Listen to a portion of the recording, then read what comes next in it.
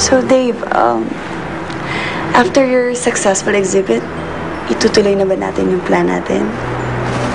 What plan? To live in together. Remember? Hindi pa siguro time.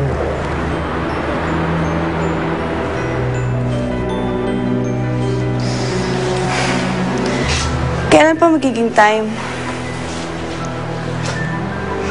Akala ko ba napatawad mo na ako, Dave? There should be some reason. Ano pa hinihintay mo, Dave? Pare! Pare! Uy, Bianca, dito ka pala. Hulaan nyo. Hulaan nyo sinong nagbabalik.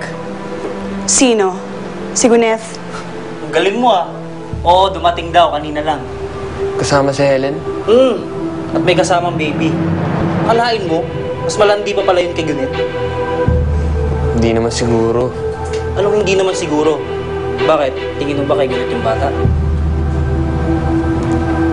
I hope not, Dave.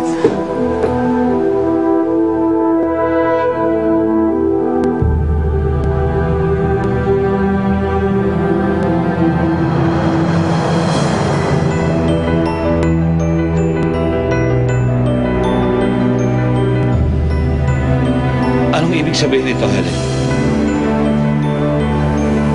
Tay. Anak po namin ni Helen. Si Nino po. Tarantado ka! Pinagkatiwalaan kita! Tarantado ka! Pinagkatiwalaan kita! Anong ginawa mo? Helen, bakit mo ginawa ito? Ano ba nangyayari sa'yo? Sorry po, Tay. Ilang buwan kang nawala. Pagbalik mo dito, may dala kang anak. Siguro wala kang ginawa sa Amerika, kundi puro pasarap. Hindi mo nga pinagluksa yung pagkamatay ng kapatid mo eh.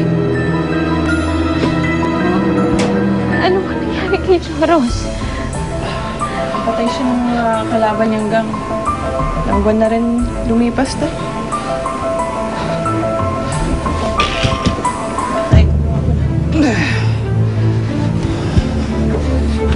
Mga anak, napakalaki ng pagkukulang ko sa inyo.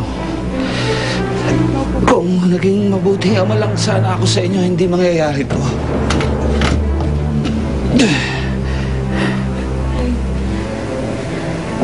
Tay.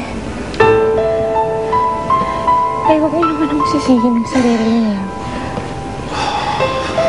Ang totoo niyan eh. Magpapakasal na ho kami ni Helen. Oo, nakapag-usap na ho kami. Magpapakasal ho kami agad. Lester. Hindi kami magpapakasal, Tay. Hindi kami ang mga magulang ni Ninyo.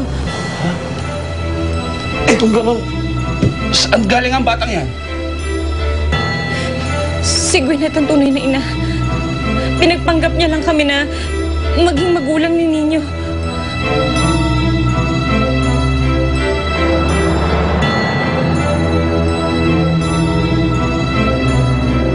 MSG contains